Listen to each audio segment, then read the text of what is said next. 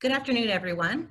Welcome to Wonders and Worries, July WonderChat. I'm Misty Hicks. I am the co-founder of Wonders and Worries and the director of our registered Wonders and Worries provider program. I'm so thrilled that you are here today. I hope this finds each of you well. As we continue to walk through this pandemic together or separate, we thought it would be really helpful to re-dive into the topic of ancillary loss and really kind of look at that a little bit further as this pandemic has drawn on longer, and really talk about some activities and some other ways to support us as we go forward. But before I introduce our speakers, I'd like to go with my housekeeping things I need to let you know. Your video and audio are automatically muted upon entering the session, so don't worry, we can't see you or hear you. The question and answer box on your screen is how we will direct questions to the presenters. I'll moderate that, so you can go ahead and type it in and I will respond to you, or I will ask the question live so our speakers can answer that for everybody. We will not use the chat feature during this webinar. I wanted to remind you that after the webinar this weekend, we'll post the recording as well as any resources that our speakers have to share with you. We'll go on to the next. Evaluations aren't required, but we always appreciate feedback. I go through all that and look, and it helps us really drive the next steps for this, the WonderChat program. So any feedback that you'd love to share, we would love to have it. I'll have the QR code at the end of the presentation. Your camera will take you, and you can provide that evaluation for us. We also, tomorrow, you'll have an email after the presentation that will also have a link to the evaluation. You only need to complete one. We would appreciate one back for sure, but you don't have to do both. And then regarding the PDU process, we do now have the ability to offer PDUs even to the people who are listening to the recordings. So the process is you listen to the webinar either live like you are today, or you listen to the recording later.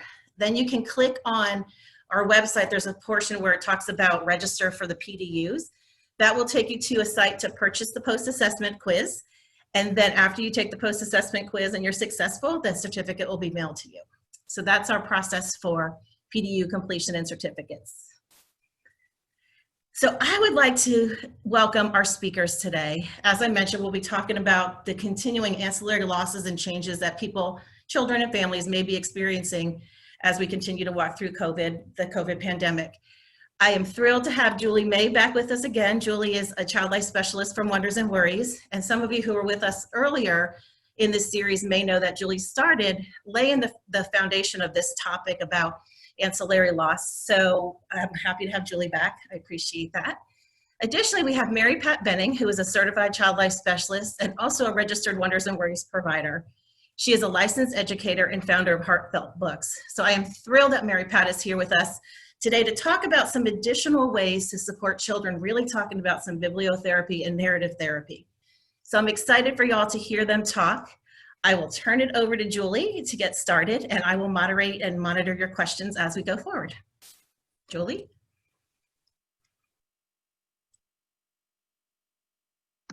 Perfect. Thank you so very much, Missy.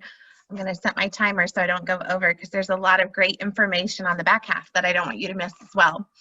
So, like Missy said, I'm so thankful to be back. I was here back in April. So if you watched the WonderChat on grieving, we kind of at the very end started to touch on what ancillary losses looked like. But it was a very, very broad overlook because at the time, we didn't know how long we were going to be having these ancillary losses. So one thing the pandemic has provided is this continuation of loss. And so we figured it was most relevant now to take more of a deeper dive on what that actually looks like. So for the purpose of this programming, we had started by calling it ancillary loss. But really what I'm going to do today is take a much deeper dive into what definitive losses really look like within that category. Ancillary losses have continued, and we will touch on that in later slides, but breaking it down most accurately into two different components is where we're going to start with, which is this comment of this concept of finite losses. So these are the most recognized and researched forms of loss. So this is what you see across the board. Loss like this is mainly associated with death and dying. While the grieving is continuous, the loss is typically isolated to somebody dying or the end of something. And then today, in terms of ancillary losses, we're going to be focusing a lot on non-finite losses. So some research refers to this as living losses. This is the least researched, it's the most current new research that's coming out. These kind of losses are enduring. So they usually kind of start with a negative life event or an episode or an illness, and then it just continues, and there are other losses that follow it. So what we're going to be looking on is this kind of loss of the assumptive world that we knew it to be, and then and how to kind of carry on with where it is now. So with no further ado, all of these losses, both finite or non-finite, are connected through grief. And we really do rely back on this because grief is what allows us to adapt. And so that is kind of what our focus is going to be on, is how grief has such a key role in helping with that enduring loss.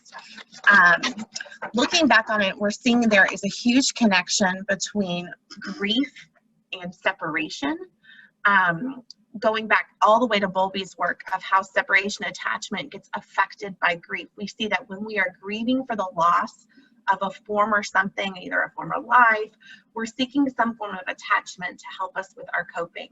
So what you find in non-finite loss, where you have that ongoing, always enduring, always flowing, that the grief constantly changes. So we need to build up those attachment systems to be able to have coping grief versus chronic sorrows. So again, kind of the characteristics we talked about, that this loss and grief is continuous, it's ongoing. Oftentimes it causes a delay in the normal development. So as child life specialists, that is our entire goal, is to minimize the loss of normal development by giving coping tools, by giving words and explanations, and helping to promote that social, emotional, spiritual, cognitive, physical. It also includes intangible losses. So something that is an intangible loss be something that's more related to your hopes or your ideals. So it's not something like a lost job or a divorce or a missed graduation, but it's a change in something that was your hope or your dream for what you wanted it to look like, or what something could have been. So here are some current examples. I know that we don't have to dig very deep right now because I'm sure each one of us has been impacted in some way by non-finite losses throughout this pandemic. Many people have lost careers that they cherished, maybe some altered dreams or plans. People have had weddings that have had to be postponed, family reunions, trips. Maybe you had a position that was really fulfilling in your church community or just your community at large that you're not able to participate in. For a lot of people, going to church, the act of physically being in the building gives them a sense of veneration and restoration, and that's not happening right now for a lot of people. Lots of celebratory milestones, huge declines in financial statuses right now, changes in relationships, even with relationships with people that you love and care about, you're with them all the time. So there's losses that come with that. Also, of course, the loss of health, which I feel like more and more as this pandemic spreads throughout our country, we are being exposed now on an intimate level of people we know that maybe have been impacted with their health throughout this illness. So kind of looking at the Wonders and Worries scope, which I'm going to reference back a lot because that is specific to what I do as a clinician, but know that this is adaptable to in the classroom environment, in your hospital environment, if you're a child life specialist working in the clinical care. Typically, when we're process, we are looking at things that are outside of just death. So we're looking at, like, for an early stage cancer 2 years ago and connected with our organization, and then was able to go through treatment. Her treatment did not have to include chemotherapy at the time, and then went on to have radiation, and then surgery and was able to remove the portion of her body that was exposed with the tumor. But then what we have found is that she had a relapse in 2019. So she initially reconnected with us more for just support to help re-explain what chemotherapy looks like. But as her body was going through treatment, her tumors had difficulty with shrinking and responding. So it resulted in a prolonged treatment. So during all of this, she was going through active treatment. I began connecting with her children in the winter of 2019. Going into January, I started providing them support at school. And then, of course, the pandemic hit. So during that time, Dad managed a store retail and he lost his job. So now his role of displacement has been changed to being at home with his wife, worrying about their financial stability, trying to get his wife to treatment. His wife has planned her treatment when her children aren't home, and now they're home. And so they're around for all of her symptoms that she typically tries to kind of keep out of current view from them while they're at school. So her sleeping and her feeling nauseous and all of that's now more exposed and prevalent to her children. And then just the various doctor's appointments that come and keeping his kids entertained and not being able to leave the house and not go to their sporting events. And it also, in Texas being very hot, I think we were 104 last week. So it's very difficult with managing all this loss. So we have the loss of the job, his financial stability, concerns over his wife's health, loss of their resources, of their community support, and just obviously the unknown losses now that are going with what's happening in our world with school. So one of the things that we are really wanting to touch on is how some of that loss leads to ambiguous loss, which the ambiguous loss is something that is very, very difficult to be able to explain to people. We have that loss of more physically there, but they are psychologically not present. So in our idea of family-centered care, what we're focusing on is trying to help these nonfinite losses and helping people cope to prolonged loss without having to have that relation between ambiguous loss. So this loss oftentimes remains unclear. It can't be fixed. It can be physical or psychological. There's present in losses, so the individuals may be there but not. Kids in this time that I've worked with have actually been unsure of what the actual loss looks like. It's more related to what their feelings are. They say that they feel angry and they don't know why they feel angry. They might be confused. It could be temporary, it can be permanent. So kind of a case study and looking like this, I have a teen child I've been supporting throughout the summer virtually. He wakes up around noon to a quiet house. He's unaware of what day it is, like so many of us. He walks into the living room and he sees that his younger sibling has messed with his guitar and playing on his video games. Dad had underwent dialysis treatment yesterday, is resting in his room. Mom's on a conference call but sticks her head out and says, "It's about time you woke up. I need you to help make lunch for your brother." This teen vocalized to us in our session that he feels sad. He feels sad that his house feels sick all the time. He feels mad that he has to take care of his brother. He feels resentful that his dad is going through treatment. It's a lot of loss. Our losses, and it kind of listed it here on the right side. There's so much. He's resentful of his brother, but he also is feeling guilty because he knows it's not his dad's fault that he has to take care of his brother because his dad has to rest after treatment.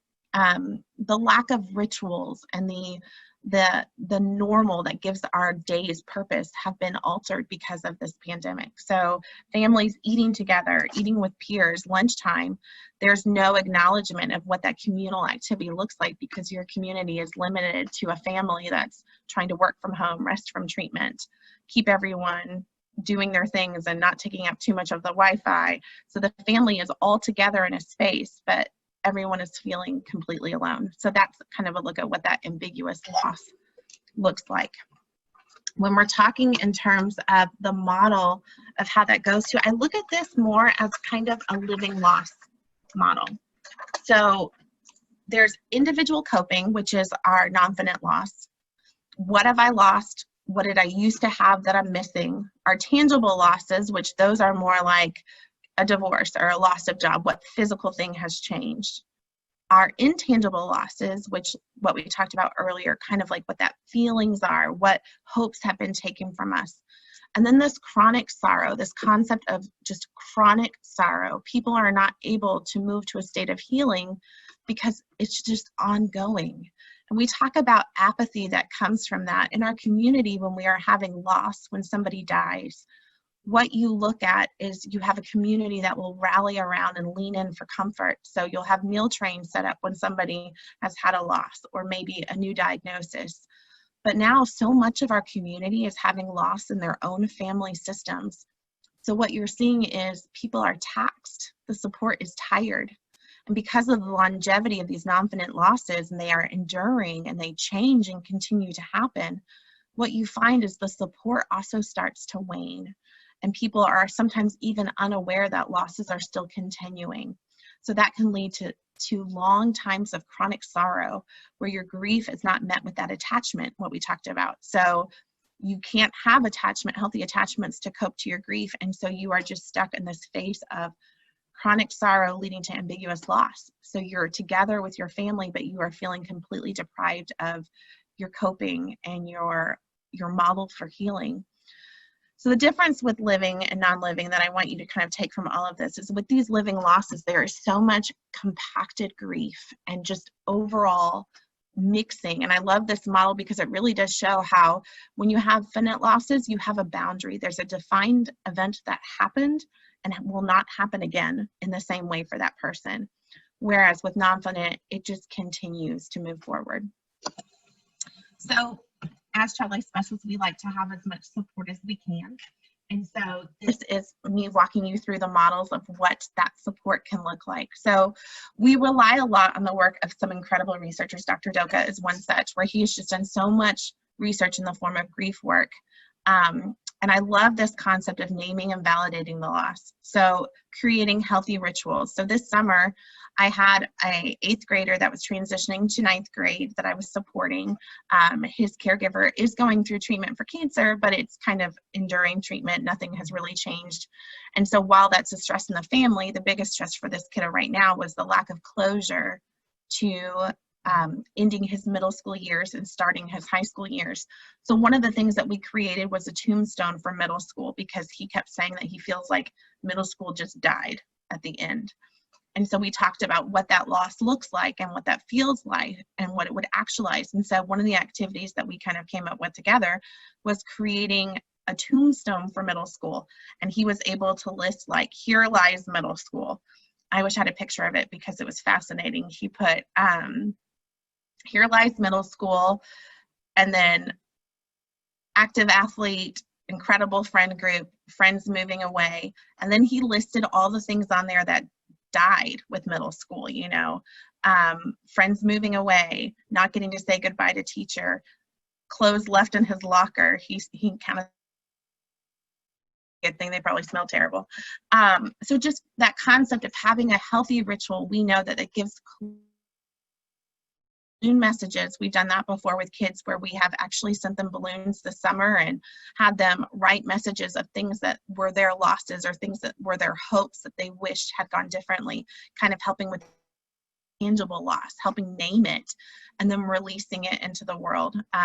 Having a funeral for your old life.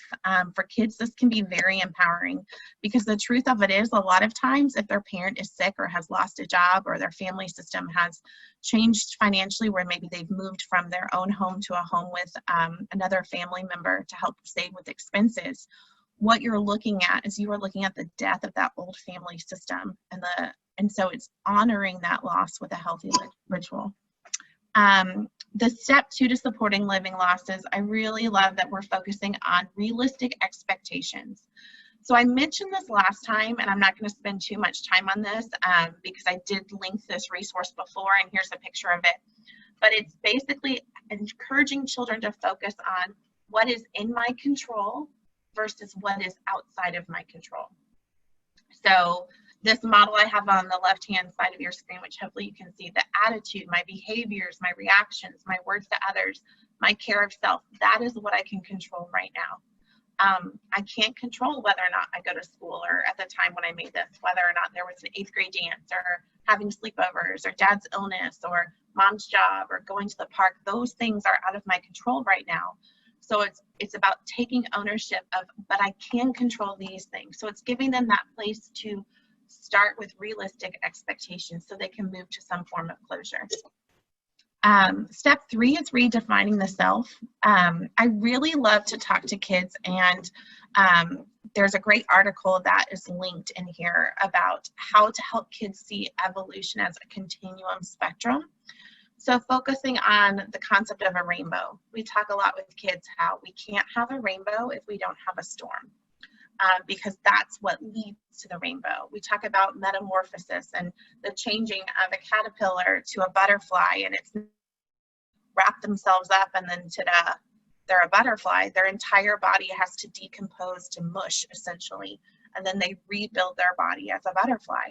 So it's identifying what gifts did you have because of your struggles, what's grown out of your hard, what is your phoenix coming from the flames, and then how can we repurpose those gifts. So we do a lot of mindfulness, a lot of meditation, a lot of yoga, a lot of self-reflection of this is how my body was before and this is how my body is now, to help them kind of realize that it is a continual evolution, and out of these hard times that they have had resiliency, and new gifts grow from it. And then step 4, the final one, is to normalize the ambivalence. So for lots of kids, just giving them the words to say, you know what, it is okay to be mad at your dad for having cancer right now. It is okay to love and to hate your brother, or love and hate your mom right now. Sorry, let me take a. And also that frustrating thoughts do not make us terrible people. That's a huge thing for kids. A lot of times they'll hold on to this guilt and this shame of thinking that something is horrible because they're feeling this way, when in actuality that's very common. Some activities we love, and I put 2 pictures on here. This is one of my favorites to do in a group setting, but also can be modified to an individual setting. So that picture on the bottom is one that we actually did with one of our monthly check-in groups at Wonders and Worries before the pandemic, talking about an ocean of emotion. So we talk about how in our ocean of feelings, there are healthy feelings, but then there are also feelings that feel dark, kind of like sharks in the water that feel dangerous, and how it's okay that they're there because that's part of their habitat. So then with each of the Post-its, we had the kids write on there what their hard feelings were, what their sharks in the water were, and then had them put that all over the ocean. And this can be adapted to individualized too. So the picture above was done one-on-one with a child, where they were able to identify what feelings they're having right now in their emotion, and then together creating a life raft. So what would be the things that keep us afloat in these hard times? Maybe my mom or my dad or my sister or my friend, or getting on the Discord app and having conversations with my friends, or gaming together, or having a Netflix watch party with my friends so we can feel like we're together. So this activity is a chance for them to identify that, one, it's okay to have these horrible feelings, that's normal, that you're not alone, but also what tools do we have in our environment that can help us stay afloat, that can make it be okay for us to be surviving these hard feelings. I've linked in this video right here, I've linked in this slide, this Jinshin Jitsu, and I don't know if you are very familiar with this, but it is an ancient Japanese hand model. And I'm kind of going to walk through really quick, but I want to go quickly because I don't want to touch in on moving into Mary Pat's time. So just kind of how that works is this concept of our hands. So you take a hand, and your thumb is going to represent your worries. So what things are you most worried about? So for kids, what I'll do is I will have them trace this hand model first, and we will actually write it all out before we do it, so that way we can move through the exercise quickly. But for time, we're just going to walk through the exercise, and just know that with kids, you want to go ahead and give them time to identify what their worries would be. So we talk about what our worries are for our thumb. Then we talk about what our fears are for our pointer. Our middle finger is very aptly what makes us angry, what things are angry for us. Our ring are what insecurities do we have right now. It could be related to illness, it could be related to life, it could be related to school, whatever kind of topic we're talking about. And then our pinky finger is our confidence, like what things do we feel like hurt our confidence or make us feel like we're not good enough. So it kind of ties with insecurities and then confidence. And then, so what we do is we talk about how we're going to go through this coping model where we're going to squeeze each finger for 1 to 2 minutes. And during that 1 to 2 minutes, we're going to just think about what that is. Like, what are our worries? We're going to imagine ourselves squishing them into oblivion, just taking our deep breaths and holding tight for 1 to 2 minutes. And we do that for each finger. And then for the end, where we talk about ourself and our core and our calming, we're going to take our thumb and push it into our palm for 2 minutes. And as we're doing that, we're going to think about all the modalities that we've talked through that help us with our fear and with our insecurities and with our anger and with our worry, and how we're going to help our body calm. And then you release. So it takes about 5 minutes. And because of the trigger points in our hand and the moments where it kind of is a stressful relief for us, you're going through a model where you're encouraging kids to think about what their feelings are, especially the hard ones that maybe they feel like there's something wrong with them for feeling. And then you're giving them a tool that they can help cope to that loss. Even when I'm doing this model the first time, on the outside of the hand, I might have the kids write things that help me when I feel worried, things that help me when I feel afraid, things that help me when I feel angry. So it's a chance for them to have this model to move through. Salt feelings, we do a lot with chalk during the summer. Lots of kids have access to chalk already and salt.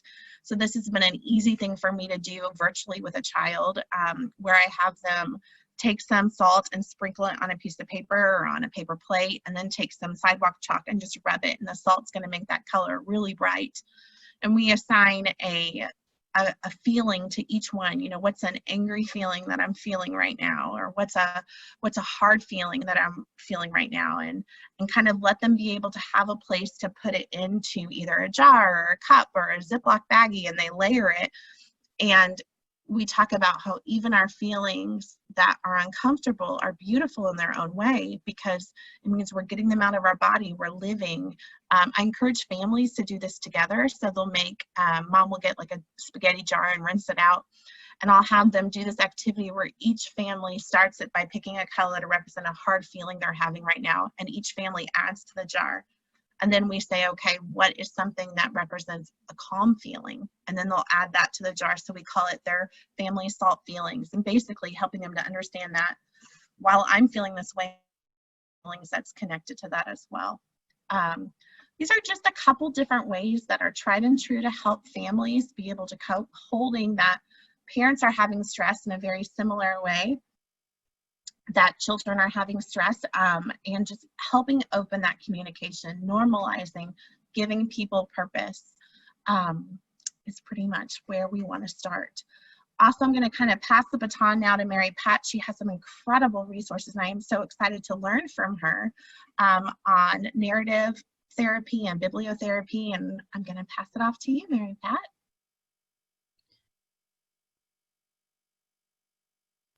All right, thank you so much, Julie. I always think it's so nice to be able to learn from colleagues, and I just can't say how much I have learned from you in this really short time that we have put this presentation together. So thank you so much. Yeah. So yeah, see if I can advance my slides.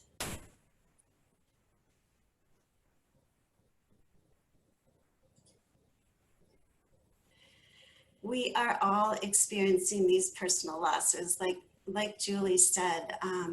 As practitioners, though, I feel like this puts us in a really unique perspective. We are allowed to experience that sort of empathy and understanding that I think really allows us to serve from an authentic perspective. And I think that's kind of a unique situation that this pandemic has put us in. Relationship-centered care and teaching. As an educator and a child life specialist, I have always had a really strong belief and really tried to focus on getting to know the people we serve, whether they are students, patients, clients of some kind. I think that is really, really important. So for that reason, I'm going to spend a little time on the assessment piece of the puzzle, because I feel as though getting to know a person and their learning style is sort of paramount to coming up with activities that resonate well with them. And in our education world, we talk about this theory of multiple intelligences. And it's really important in our child life world too, because as it turns out, a child's favorite learning style is also usually their favorite coping style as well. So I set out to find a sort of survey tool that you all could use to get sort of a better idea of who are these children that we're serving? How do they learn the best? And this little survey tool is, it provides some really good information. It's quick and easy. I will include it as a separate download at the end of the presentation, because I think it's just a really practical thing to use. And you will be surprised. I have given it to, well, I've taken it myself, but also given it to so many people that I know well. And it's really interesting because you can predict how these people will score if you know them well. And in my situation, I was predicting pretty accurately on every single person that I gave it to. So I encourage you to do it as well. It's about 20 questions, and it will just give you some added information that will serve you well. So there are 8 intelligences, and just because we don't have a lot of time, I will run through them very quickly. But your visual spatial learner, these are your kids that, they're good at putting puzzles together. They love to draw and paint and do photography.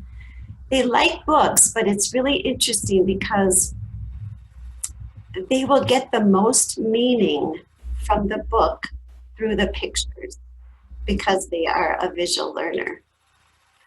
The verbal intelligence learner, they love to read and write. They have an uncanny ability to explain things. These learners often become teachers. They love the word games. They love books. And the interpersonal intelligence, these are the kids that you usually think of as the extroverts, the kids that make friends really easily. They're able to empathize with others. They are the kids that actually like the group discussions. They can see others' perspectives well.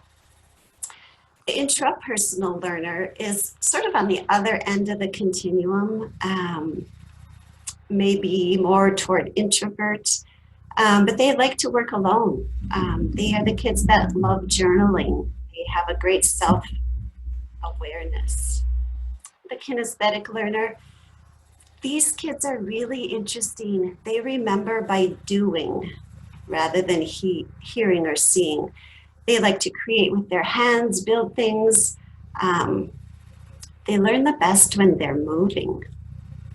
Musical intelligence, I see this as less in numbers, but the kids that learn this medium, very unique and so in tune with music that if you can liken your activity and somehow involve music, it will resonate well. Naturalistic, again, this is one of the later ones added to this theory, but kids who really resonate with nature, if you can connect with nature. And the last of the 8 is the logical mathematical learner. These kids can problem solve like nobody's business. They like the strategy games, the logical puzzles. So what do we do with all this information that we sort of glean from doing an assessment like that? Well, we can use it when we design interventions and activities for kids, but we can also use it simply to adapt activities that we already use. So I took this example from the Wonders and Worries curriculum, the conversation jar, which typically this is an activity that is done at home with families, and kids and parents are putting questions that stem from the happenings of the week into a conversation jar. And then once a week, perhaps they are meeting, taking a question out of the jar and answering them together. Prompts like, what is worrying you most this week? Or what are you missing the most this week? And like I said, typically this is kind of a question answer meeting type of format. But what I would encourage and love to do is adapt this activity and allow the kids to sort of devise their own method for processing or reflecting or answering the prompt. One child might love to just speak verbally, as is typical for the activity, but another, if you think about the interpersonal learner, you know, they might look at questions ahead of time and love to just journal and think about it and do more on their own and then bring it to the table.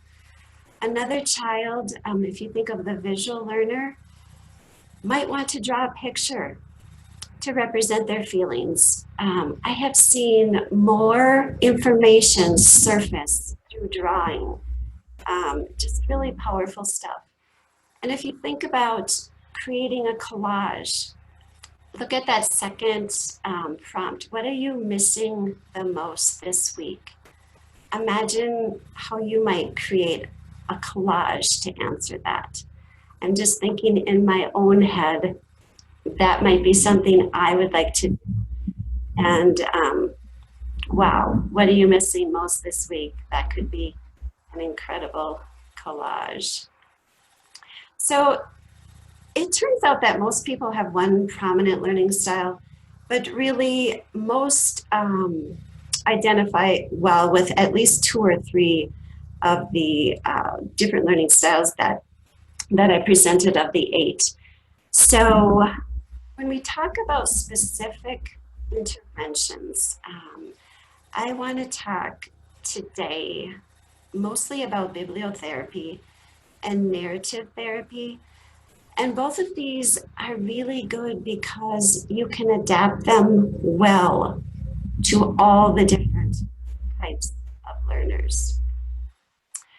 So bibliotherapy, I love this quote. I took it from my own curriculum, but I think it sums up what bibliotherapy is. Book thoughts. Sometimes it's helpful to hear others' stories. Then I understand my own story better. So bibliotherapy is just a really gentle approach to understanding. Sometimes I say it's like a backdoor approach, but it hits kids really well. And we know that bibliotherapy is more than reading a book out loud. It really has that intent of helping someone to gain insight into a challenging situation.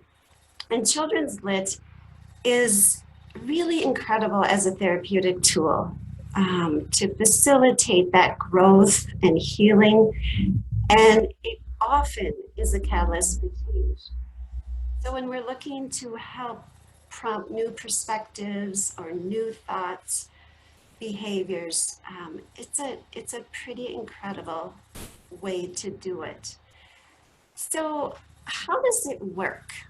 My kids always say, Mom, you think bibliotherapy is magic. And I do sort of think it has a little component um, of that because I have seen it work so well and provide such great results. So I want to invite you to take a minute to sort of just close your eyes and think about, try to envision how this scenario unfolds for bibliotherapy. Children listen to a story and they get really interested in the story's plot and in the story's characters. And they sort of start to identify with story characters who are experiencing circumstances that are really similar to their own. And then they're sort of pulled into the process of recognizing and experiencing that character's feelings, but from sort of a safe distance. And I think that's really important because that safe distance is what allows kids to look at a sensitive issue that might be just too painful to face directly. And so as this process unfolds, a story character's resolution to a problem then gives the listener ideas. Hey, kind of like me. I wonder if I could use that to solve my situation. And it's really cool how the process sort of unfolds and results in a successful navigation of a situation that before seemed maybe insurmountable. So how do we use this therapy successfully? There is a really significant sort of processing sequence. And to sort of increase that success in using this intervention, there are some steps that are really important. First, of course, is identifying the emotional problem. So what issue are you wanting to address as the clinician? And then to select the book that addresses the topic. And this is an area where I have spent lots and lots of years finding just that right book to address a specific psychosocial situation or topic. So then it's important to read the story aloud because it provides you the opportunity to make it an interactive experience and ask questions at the right time to sort of facilitate the child's involvement. And then lastly, there's follow-up activities. And these we want to be mindful and purposeful in extending the learning. So often these post-reading activities are experiential in nature. We want to ask ourselves, what can we do after we read the story to help the kids really internalize the message of the story? And these activities are important to us too, as the caregiver or the clinician, because they provide really tangible evidence of the growth and the learning that's taking place. So when we're thinking about activities, it's really helpful to again be intentional. Will this activity that I'm thinking about help the child to connect to the story? Is it going to be relevant to the child? Go back to that learning style. Is it going to resonate with this child? And yeah, post-reading activities can be almost anything. Drawing, journaling, related art projects, dramatic extensions. But the key again is to think about, who is my client? Who is my learner? And what activity is going to resonate well with him or her? So if we go back to that second step in doing bibliotherapy successfully, we have to find the right book. And so for this webinar, I wanted to put some books together for y'all that were really practical for the situation that we find ourselves in. So if we look at that first section, books that explore feelings and help children to name and understand their emotions. We think about the younger kids, and they're feeling all these emotions, but not quite sure how to name them or explain them. So we have books like The Color Monster and Brave as Can Be and In My Heart for the younger ones. The top one that I listed, Hey Warrior, a book for kids about anxiety, written by a psychologist in the UK by the name of Karen Young, and just an incredible person who has really focused her work on children and anxiety. And I'm going to talk a little bit about her later. Another category, books that explore grief, promote resilience, inspire hope. We can all use books like that in this pandemic time period that we're trying to navigate. The Rabbit Listened by Corey Dorfield, a young author from Northfield, Minnesota. Book is incredible, and we'll talk about that too.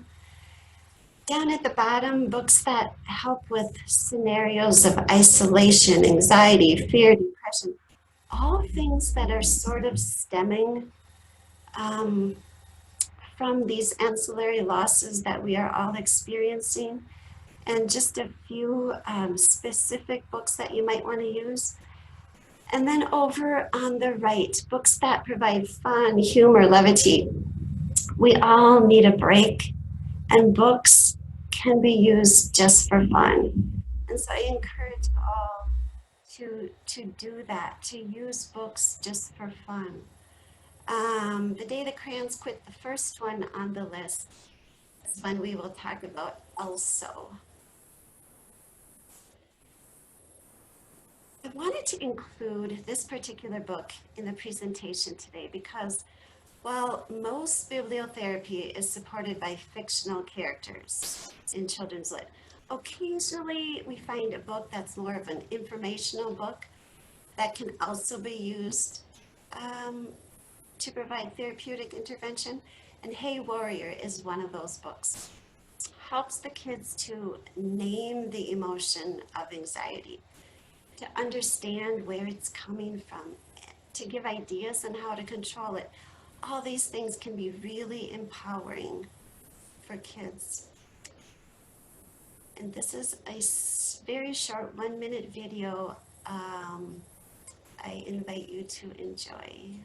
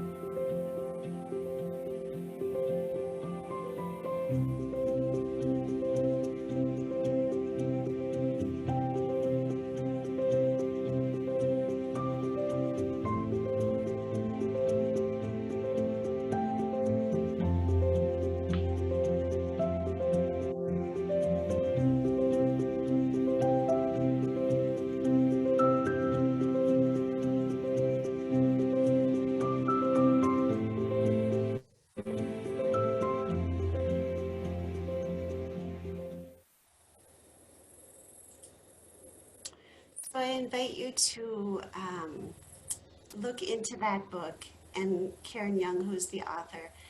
It's a really good one for parents. It can often be used as sort of a segue to formal therapy, but delving into the topic of anxiety, I cannot say enough good about that book, so I highly recommend that one. The Rabbit Listened is the second book that I wanted to take just a little bit more time on. It came from the category of exploring grief and promoting resilience. And these are 2 pages from the book that I can't help but thinking we all saw ourselves earlier in February, proud of something, just incredibly excited about something, and then trauma happens. And that is represented by the crows. And what is our first instinct with kids when this happens? I think our first instinct is to sort of rush in and fix the problem. And that's what happens in this story, The Rabbit That Listened. Each little animal comes to help the character with a quick fix because we want to make it all better. But sometimes what a child really needs is just to sit with them in the messiness or the ugliness or the tough stuff and just to listen and validate feelings. And that's what the rabbit does in this story. So much that can be done with this story and in such a timely one. The third book that I want to take a peek at was listed under books just for fun. And this book can be read just for fun. It is one of my absolute favorites. But I wanted to include it in the webinar today because it's one that can be read on so many different levels. And it lends itself to activities that really resonate with kids of all different learning styles. Exploring emotions. This book is perfect for that. I invite you to just look at the little picture of the beige crayon and think about the visual learner getting meaning from pictures in books. And to me, that picture says 1,000 words. Just look at the posture. I'm going to just take a minute to read the letter. This story is about a young boy named Duncan. He's presented with a pack of letters tied up in a bow, each one from a crayon from the pack. And each crayon has a pretty distinct emotion that they're trying to convey. So I'm going to read that letter. Dear Duncan, I'm tired of being called light brown or dark tan because I am neither. I am beige and I am proud. I'm also tired of being second fiddle to Mr. Brown Crayon. It's not fair that Brown gets all the bears and ponies and puppies, while the only thing I get are the turkey dinners, if I'm lucky, and wheat. And let's be honest, when was the last time you saw a kid excited about coloring wheat? And the story goes on, and each of the crayons just emotes this emotion. And I wish I had time to go through the actual activity, but again, I will have this up for you to use because it's a really good one for exploring emotions. Empathy building, the same book. We can encourage kids to talk about their feelings through this book and talk about their feelings towards each individual crayon. Which do they feel sorry for? Which one do they sort of identify with? The letter that goes on this page was from Red Crayon. Hey, Duncan, it's me, Red Crayon. We need to talk. You make me work harder than any of the other crayons. All year long, I wear myself out coloring fire engines and apples and strawberries and everything else that's red. I even work on holidays. I have to color all the Santas at Christmas and all the hearts on Valentine's Day. I need a rest. You're overworked, Crayon. Mr. Red. So you can see so many things can be done with this book. And I wish I had a whole webinar just to talk about that. But yeah, bibliotherapy and narrative therapy, they can so easily be used together to create a really wonderful therapeutic outlet for kids. And in light of what we're experiencing right now with this pandemic, I think these two therapies are really, really timely because so much can be conducted at home and with families. So narrative therapy, AKA narrative medicine, what is that? It's really just sort of a social emotional approach that encourages people's stories as part of treatment and healing. And so we as clinicians, we can encourage these open-ended conversations that help to enlighten us as to the whole person, our client, the whole person behind that disease or injury or situation. And I find as part of narrative therapy that journaling is a really practical and easy way for children to share what's important in their lives. How is their unique situation sort of affecting them socially and emotionally? And what do they think they need to cope?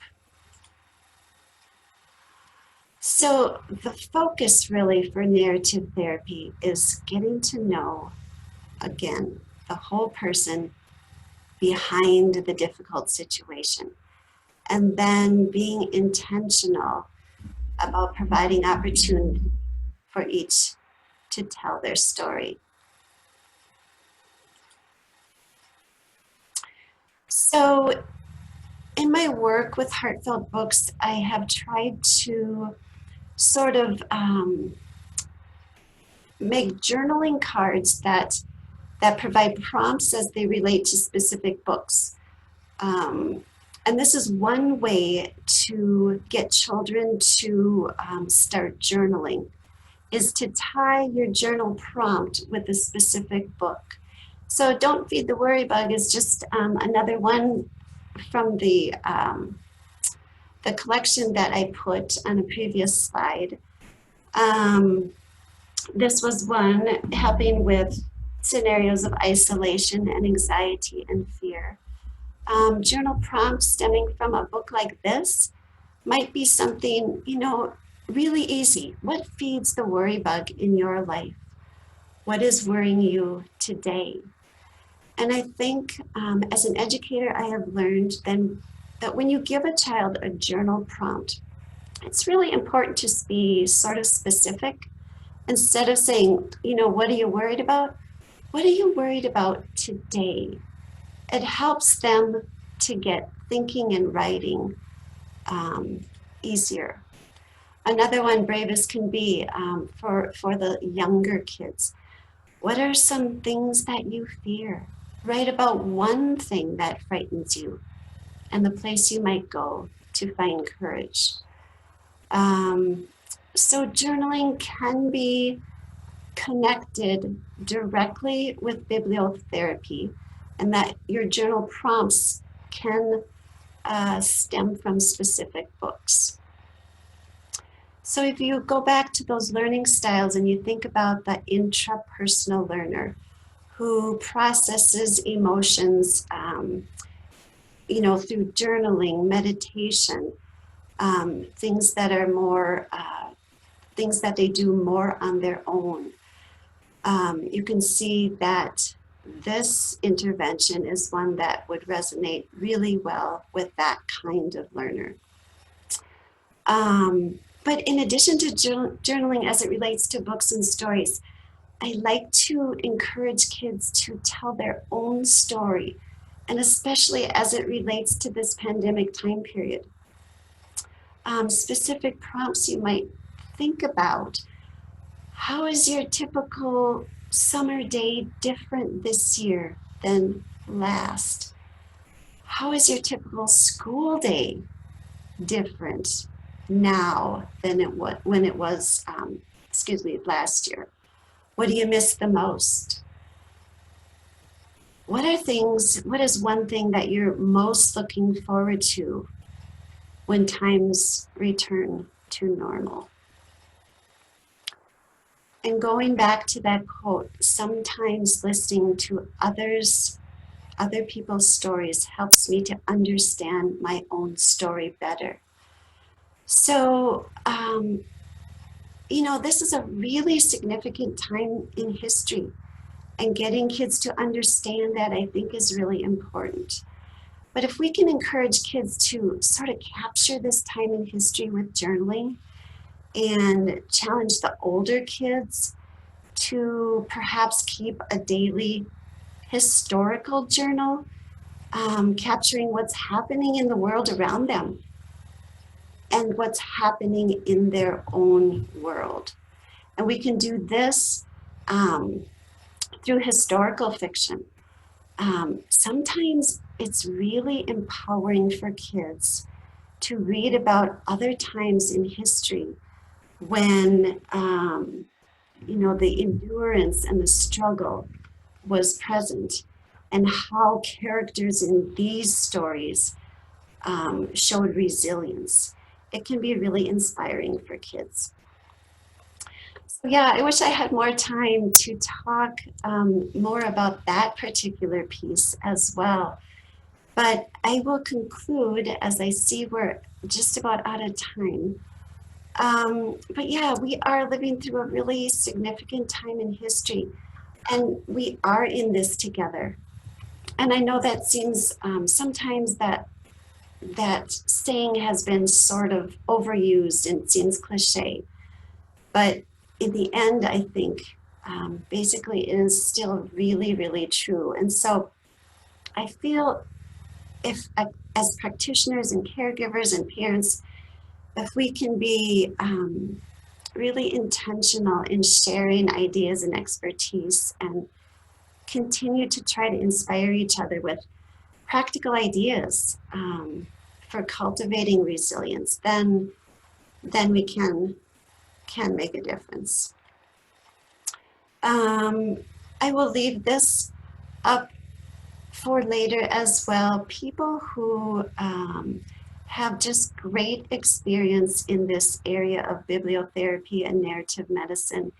If anyone has time later to check out the Literally Healing program that's in place at Children's Hospital Los Angeles, Claire Austin is someone who is definitely worth reading about, and Dr. Jotten Hutton from Cincinnati Children's as well, who has done so much work in connecting read aloud with social emotional well-being.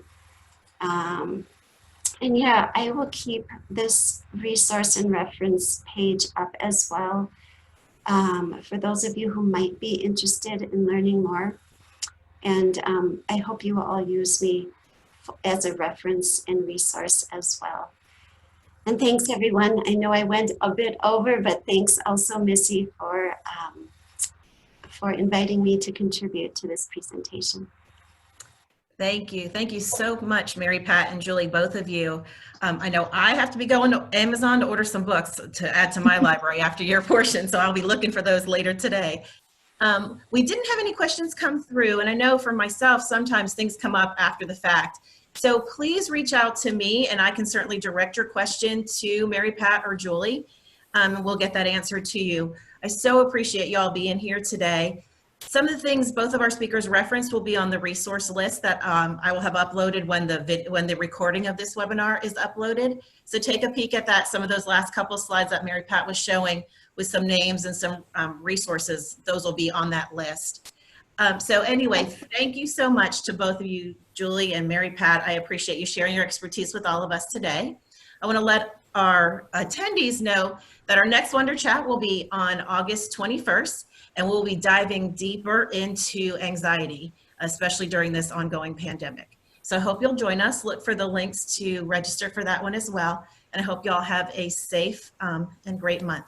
Thank you. Thank you so much. Thank you.